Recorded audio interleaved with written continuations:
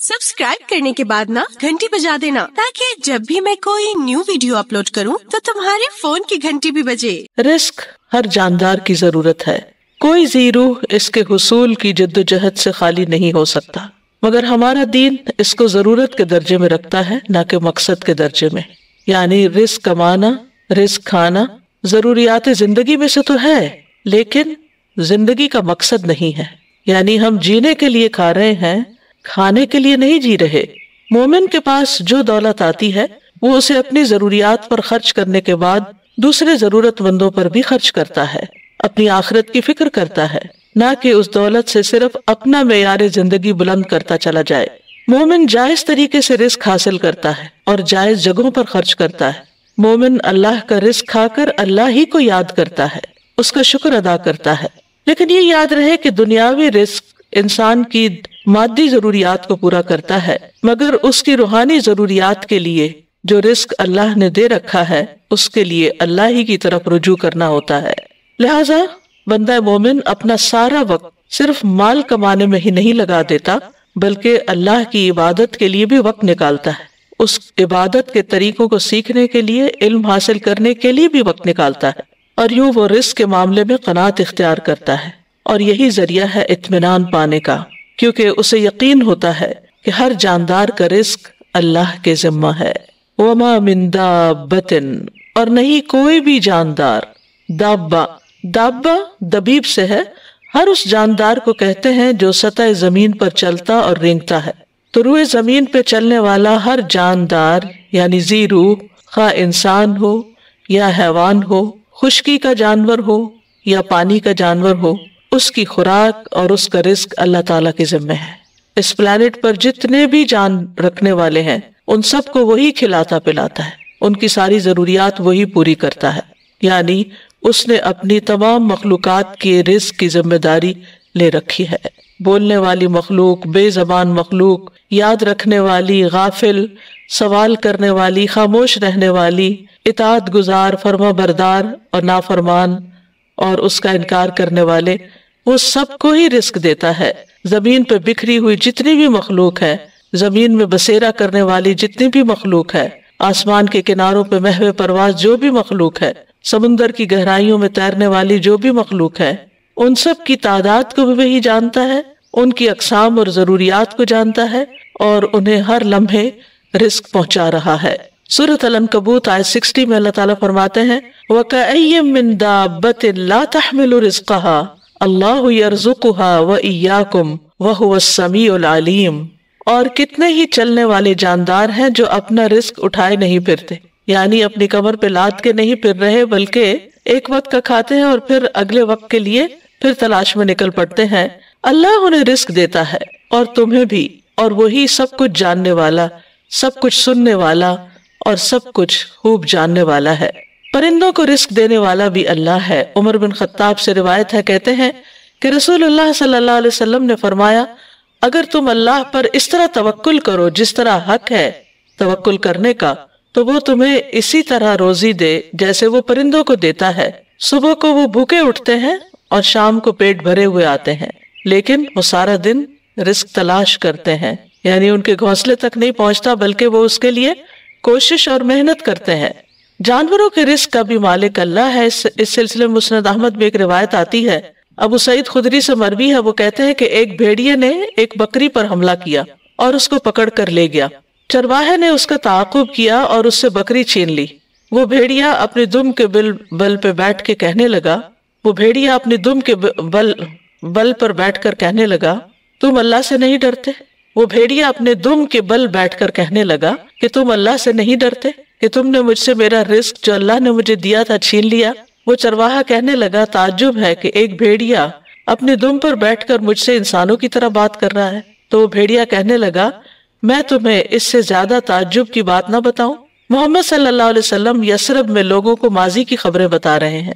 जब वो चरवाहा अपनी बकरियों को हाँकता हुआ मदीना पहुंचा तो अपनी बकरियों को किसी गोशे में जमा किया और रसूलुल्लाह सल्लल्लाहु अलैहि वसल्लम की खिदमत में हाजिर हुआ और सारा वाकया सुनाया। रसूलुल्लाह सल्लल्लाहु अलैहि वसल्लम के हुक्म पर अस्सलातु जामिअतुन की मुनादी कर दी गई, और ये उस वक्त होता था जब आप सब लोगों को नमाज के वक्त के अलावा इकट्ठा करना चाहते थे। پھر آپ اپنے گھر سے نکلے اور چرواہے سے فرمایا کہ لوگوں کے سامنے اپنا واقعہ بیان کرو۔ اس نے لوگوں کے سامنے سارا واقعہ بیان کر دیا۔ رسول اللہ صلی اللہ علیہ وسلم نے فرمایا اس نے سچ کہا۔ تو یہاں پر اللہ سبحانہ وتعالی بندوں کو تسلی دے رہے ہیں کہ رزق کے معاملے میں زیادہ پریشان نہ ہو، کیونکہ سب کا رزق، سب کا رازق اللہ ہی ہے، وہی سب کو رزق فراہم کرتا ہے۔ یہ اللہ کا وعدہ ہے اور اس کی ایک سچی ضمانت ہے، اس کا فضل اور مہربانی ہے۔ حالانکہ اللہ کے ذمے کچھ بھی واجب نہیں ہے، لیکن اگر اللہ نے یہ وعدہ کر رکھا ہے تو پھر یہ ضرور پورا ہو کر رہے گا، کیونکہ اللہ وعدے کی خلاف ورزی نہیں کرتا۔ شیطان انسانوں سے فقر کا وعدہ کرتا ہے، جبکہ اللہ فضل کا وعدہ کرتا ہے۔ سورۃ البقرہ میں آتا ہے الشیطان یعدکم الفقر ویأمرکم بالفحشاء واللہ یعدکم مغفرۃ منہ وفضلا واللہ واسع علیم۔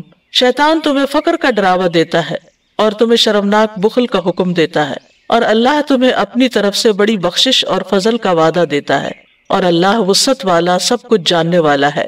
ابن عباس کہتے ہیں کہ دو چیزیں اللہ کی طرف سے ہیں، دو شیطان کی طرف سے ہیں۔ شیطان تم سے محتاجگی کا وعدہ کرتا ہے اور کہتا ہے اپنا مال خرچ نہ کرو، اسے اپنے ہی پاس روک کر رکھو کیونکہ تمہیں آئندہ اس کی ضرورت ہوگی، اور وہ تمہیں بے حیائی کا حکم بھی دیتا ہے۔ اور اللہ تم سے وعدہ کرتا ہے کہ وہ ان نافرمانیوں پر تمہیں معاف کر دے گا اور رزق میں اضافہ کر دے گا۔ اور جہاں تک لفظ رزق کا تعلق ہے تو ابن منظور لسان العرب میں کہتے ہیں رزق سے مراد ہر وہ چیز ہے جس کے ساتھ ہر زندہ مخلوق کی زندگی قائم ہوتی ہے، خواہ وہ چیز مانوی ہو یا مادی ہو۔ یعنی ہر زندہ مخلوق جس چیز پر انحصار کرتا ہے، جس پر اس کی زندگی کا دار و مدار ہوتا ہے، وہ اس کے لیے رزق ہے۔ لیکن یاد رکھیے کہ رزق صرف کھانا پینا ہی نہیں، صرف مال ہی نہیں، بلکہ ہر نعمت رزق ہے۔ یعنی بعض لوگ سمجھتے ہیں کہ شاید مال کا ملنا ہی رزق ہے، جبکہ ہر وہ چیز ہر وہ نعمت جو اللہ نے آپ کو دی ہے وہ اللہ کا رزق ہے۔ اس میں مال بھی ہے، آل اولاد بھی ہے، اہل و عیال ہے، صحت، محبت، قبولیت، یہ ساری چیزیں رزق کہلاتی ہیں۔ یعنی یہ ساری انسان کی ضروریات ہیں اور اللہ سبحانہ وتعالیٰ ان ضروریات کو پورا کرتا ہے۔ یعنی ہر عطا کردہ چیز جو ہے وہ اللہ کا رزق ہے۔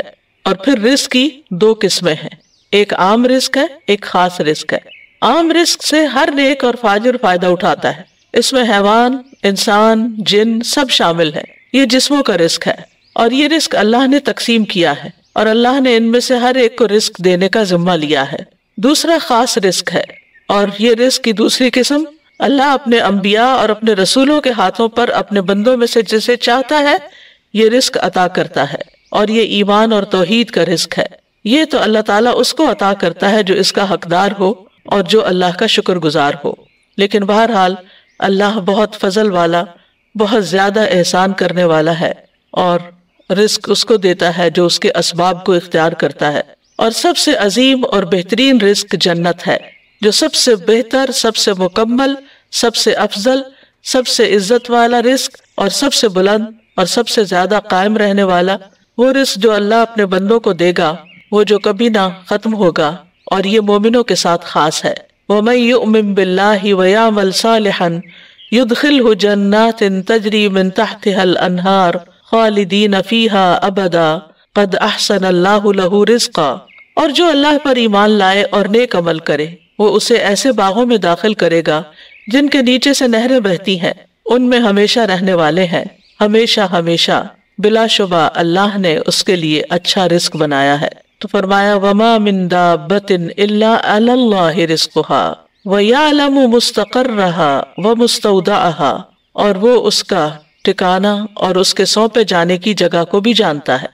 یہاں مستقر سے مراد وہ جگہ ہے جس کی طرف ہر کوئی چیز جگہ پکڑتی ہے، اور رات اور دن بھی اسی میں ٹھہرتے ہیں۔ اور مستودع یہ وہ جگہ ہے جس میں کوئی چیز دفن کی جاتی ہے جب موت آتی ہے۔ تو گویا مستقر ہوا دنیا کا ٹھکانہ اور مستودع ہوا مرنے کے بعد کا ٹھکانہ یعنی قبر۔ اور لیکن ابن عباس کہتے ہیں کہ مستقر سے مراد یا تو جنت ہے یا جہنم، یعنی اللہ سبحانہ وتعالیٰ کو پہلے سے ہی پتا ہے کہ کون لوگ جنت میں جائیں گے اور کون کون جہنم میں جائیں گے، کیونکہ قرآن مجید میں آتا ہے جنت کے بارے میں حسنت مستقرا و مقاما، کہ کتنی اچھی ٹھہرنے کی جگہ ہے۔ تو گویا اس طرح پھر اللہ تعالیٰ ہر جاندار کی زندگی کے یعنی موجودہ زندگی کے حالات بھی جانتا ہے اور موت کے بعد کے بھی حالات جانتا ہے۔ اللہ تعالیٰ وہ تمام جگہ جانتا ہے جہاں انسان نے کچھ مدت کے لیے ٹھہرنا ہے، ہاں وہ باپ کی پشت ہو یا ماں کا رحم ہو یا زمین کا کوئی حصہ ہو جہاں اس نے زندگی گزارنی ہے. اور اللہ تعالیٰ وہ جگہ بھی جانتا ہے جن کے سپرد انسان مرنے کے بعد ہوتا ہے، ہاں وہ زمین میں کھودی ہوئی جگہ ہو یا کسی جانور کا پیٹ ہو یا جو بھی جگہ اللہ نے قیامت تک اس کے سپرد ہونے کے لیے لکھی ہے، وہ سب کچھ اس کے لیے خبر ہی ہے. تو خلاصہ یہی ہے کہ اللہ تعالیٰ ہمارے دنیا کے حالات کو بھی جانتا ہے اور موت کے بعد کے حالات کو بھی. اللہ کا علم کامل ہے، وہ بحر و بر کی ایک ایک چیز کا علم رکھنے والا ہے.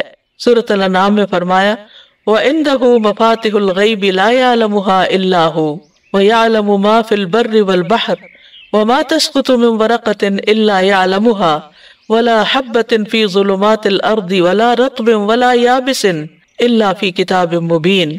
اور اسی کے پاس غیب کی چابیاں ہیں، انہیں اس کے سوا کوئی نہیں جانتا، اور وہ جانتا ہے جو کچھ خشکی اور سمندر میں ہے، اور کوئی پتا نہیں گرتا مگر وہ اسے جانتا ہے، اور زمین کے اندھیروں میں کوئی دانہ نہیں، اور نہ کوئی تر جگہ ہے اور نہ خشک مگر وہ ایک، نہ کوئی تر چیز ہے نہ خشک مگر وہ ایک واضح کتاب میں ہے. کوئی چیز جو ذرے برابر بھی ہو اس کے علم سے باہر نہیں. سورۃ یونس میں آتا ہے وَمَا يَعْزُبُ عَنْ رَبِّكَ مِن مِّثْقَالِ ذَرَّةٍ فِي الْأَرْضِ وَلَا فِي السَّمَاءِ وَلَا أَصْغَرَ مِن ذَلِكَ وَلَا أَكْبَرَ إِلَّا فِي كِتَابٍ مُبِينٍ. اور تیرے رب سے کوئی ذرہ برابر چیز بھی نہ زمین میں غائب ہو سکتی ہے اور نہ آسمان میں، اور نہ اس سے کوئی چھوٹی چیز یعنی ذرے سے چھوٹی چیز اور نہ کوئی بڑی چیز مگر ایک واضح کتاب میں موجود ہے. کل فی کتاب مبین، ہر چیز لوح محفوظ میں لکھی ہوئی ہے، واضح کتاب میں لکھی ہوئی ہے. اور جو کچھ بھی ہوتا ہے، جو بھی حادثے زمین یا آسمان میں ہوتے ہیں، ان سب کا علم اللہ کے پاس ہے، اور وہ علم لکھا ہوا بھی ہے، یعنی اس نے ہر چیز کی تقدیر لکھ دی ہے، ہر چیز پر اس کی مشیت نافذ ہے، اور ہر ایک کے لیے اس کا رزق وسیع ہے. پھر اسی طرح آسمان اور زمین کی ہر خبر لکھی جا چکی ہے. الم تعلم ان اللہ یعلم ما فی السماء والارض ان ذلک فی کتاب ان ذلک علی اللہ یسیر. کیا تم نہیں جانتے کہ اللہ وہ سب کچھ جانتا ہے جو آسمان اور زمین میں ہے، بلا شبہ یہ سب کچھ ایک کتاب یعنی لوح محفوظ میں درج ہے، اور اللہ کے لیے یہ بات بالکل آسان ہے. آسمان و زمین کی تخلیق سے 50,000 سال پہلے اللہ نے ایک کتاب میں سب کچھ لکھ دیا. تو اس آیت سے یہ پتہ چلتا ہے کہ اللہ ہی دراصل رازق ہے، رزق کا مکمل اختیار اللہ کے پاس ہے. سورۃ فاطر میں آتا ہے یا ایھا الناس اذکروا نعمت اللہ علیکم هل من خالق غیر اللہ یرزقکم من السماء والارض لا الہ الا هو فأنا تؤفکون. لوگو اپنے آپ پر اللہ کے احسان کو یاد رکھو، کیا اللہ کے سوا کوئی اور خالق ہے جو تمہیں آسمانوں اور زمین سے رزق دے؟ یاد رکھو اس کے سوا کوئی الہ نہیں، پھر تم کہاں سے دھوکہ کھا جاتے ہو. تو الہ ہی میں یہ بات بھی شامل ہے کہ وہ ڈیٹی ہے، سب کا رازق ہے، سب مخلوقات کو پال رہا ہے، اور اگر رازق وہ ہے تو پھر عبادت بھی اسی کی ہونی چاہیے. وہ رزق کو بڑھاتا بھی ہے اور گھٹاتا بھی ہے، یہ بھی یاد رکھیے. یعنی انسان کا رزق ہمیشہ ایک جیسا نہیں رہتا. اگر آج کسی کے پاس کم ہے تو کل زیادہ بھی ہو سکتا ہے، اور اگر آج کسی کے پاس زیادہ ہے تو کل کم بھی ہو سکتا ہے. اللہ یبسط الرزق لمن یشاء ویقدر وفرحوا بالحیاۃ الدنیا وما الحیاۃ الدنیا فی الآخرۃ الا متاع. اللہ رزق فراخ کرتا ہے جس کے لیے وہ چاہتا ہے اور تنگ کر دیتا ہے، اور وہ دنیا کی زندگی پر خوش ہو گئے، حالانکہ دنیا کی زندگی آخرت کے مقابلے میں تھوڑے سامان کے سوا کچھ بھی نہیں ہے. پھر اسی طرح سورۃ الروم میں اللہ تعالیٰ فرماتے ہیں اولم یروا ان اللہ یبسط الرزق لمن یشاء ویقدر ان فی ذلک لآیات لقوم یؤمنون. اور کیا انہوں نے نہیں دیکھا کہ اللہ رزق فراخ کر دیتا ہے جس کے لیے وہ چاہتا ہے اور تنگ کر دیتا ہے، بے شک اس میں ان لوگوں کے لیے یقیناً بہت سی نشانیاں ہیں جو ایمان رکھتے ہیں. آسمان و زمین کی کنجیاں اسی کے پاس ہیں، اکثر لوگ اس کے اس اختیار سے لا علم ہیں. سورۃ سبا میں فرمایا قل ان ربی یبسط الرزق لمن یشاء ویقدر ولکن اکثر الناس لا یعلمون. کہہ دیجئے بے شک میرا رب رزق فراخ کرتا ہے جس کے لیے چاہتا ہے اور تنگ کر دیتا ہے، لیکن اکثر لوگ علم نہیں رکھتے. وہ صرف حالات کو، اسباب کو اور ظاہری چیزوں کو دیکھتے رہتے ہیں کہ اس وجہ سے اس ریزن سے اور اس ریزن سے یہ کم ہو گیا ہے، لیکن یہ سب کچھ اللہ کے حساب میں پہلے سے ہی ہے.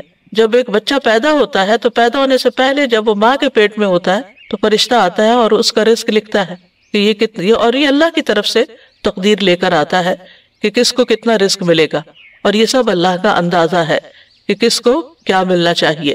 اللہ کے سوا کوئی اور انسان کے رزق کا مالک نہیں، اللہ رزق دیتا ہے، لیتا نہیں ہے۔ سورۃ طٰہٰ میں اللہ تعالیٰ فرماتے ہیں وَأْمُرْ أَهْلَكَ بِالصَّلَاةِ وَاصْطَبِرْ عَلَيْهَا لَا نَسْأَلُكَ رِزْقًا نَحْنُ نَرْزُقُكَ وَالْعَاقِبَةُ لِلتَّقْوَىٰ، اور اپنے گھر والوں کو نماز کا حکم دو اور اس پر خوب پابند رہو، ہم تم سے کسی رزق کا مطالبہ نہیں کرتے، ہم ہی آپ کو رزق دیتے ہیں اور اچھا انجام تقویٰ کا ہے۔ لیکن آپ دیکھیے کہ اس کے برعکس ہم اپنے گھر والوں کو کس چیز کا یا بچوں کو کس چیز کا حکم دیتے رہتے ہیں، وہ نماز پڑھیں یا نہ پڑھیں، نماز کی پابندی کریں یا نہ کریں، اس کا اتنا غم نہیں ہوتا جتنا اس بات کا غم کہ یہ کیا کما رہے ہیں، یہ کہ کہاں سے کھائیں گے، یہ کیسے جئیں گے۔ ضرور اس کا بھی فکر ہونا چاہیے، یہ نہیں کہا گیا کہ اسباب اختیار نہ کرو، اسباب اختیار کرنے چاہیے، لیکن اللہ سبحانہ وتعالیٰ فرماتے ہیں کہ ہم آپ سے رزق نہیں مانگتے، رزق تو اللہ کے ہاتھ میں ہے۔ نحن نرزقک ان اللہ هو الرزاق ذو القوۃ المتین، اور اگر وہ اپنا رزق روک لے تو کوئی دے نہیں سکتا۔ امن ھذا الذی یرزقکم ان امسک رزقہ بل لجوا فی عتو ونفور، یا وہ کون ہے جو تمہیں رزق دے اگر وہ اپنا رزق روک لے، بلکہ وہ سرکشی اور بدکنے پر اڑے ہوئے ہیں۔ تو جب انسان کو یہ یقین ہو جاتا ہے کہ رازق اللہ ہے تو پھر انسان رزق کی تنگی میں اسی کی طرف رجوع کرتا ہے، ورنہ وہ انسانوں کو یہ سمجھتا ہے کہ یہ میرے رازق ہے تو پھر وہ ان کی چاکری پہ لگ جاتا ہے اور ان کی خوشامد پہ لگ جاتا ہے کہ شاید یہی جاب دیں گے تو جاب ہوگی، یا یہ تعاون کریں گے تو ہی رزق ملے گا، جبکہ رزق جو ہے وہ اللہ کے ذمہ ہے۔ اللہ تعالیٰ فرماتے قُلْ أَرَأَيْتُمْ إِنْ أَصْبَحَ مَاؤُكُمْ غَوْرًا فَمَنْ يَأْتِيكُمْ بِمَاءٍ مَّعِينٍ، کہہ دو کیا تم نے دیکھا اگر تمہارا پانی گہرا چلا جائے تو کون ہے جو تمہیں بہتا ہوا پانی لا کر دے۔ یعنی رزق کے جتنے بھی سورسز ہیں وہ اللہ کے ہاتھ میں ہے، اور وہ بندوں کی ضرورت کے مطابق ان کو نکالتا رہتا ہے، اور پھر جس کو جیسا چاہتا ہے جتنا چاہتا ہے رزق دیتا ہے، یعنی جس کو چاہتا ہے وافر دیتا ہے، جس پہ چاہتا ہے تنگ کر دیتا ہے۔ سورۃ ذاریات میں آتا ہے ان اللہ هو الرزاق ذو القوۃ المتین، بے شک اللہ ہی بے حد رزق دینے والا، طاقت والا، نہایت مضبوط ہے۔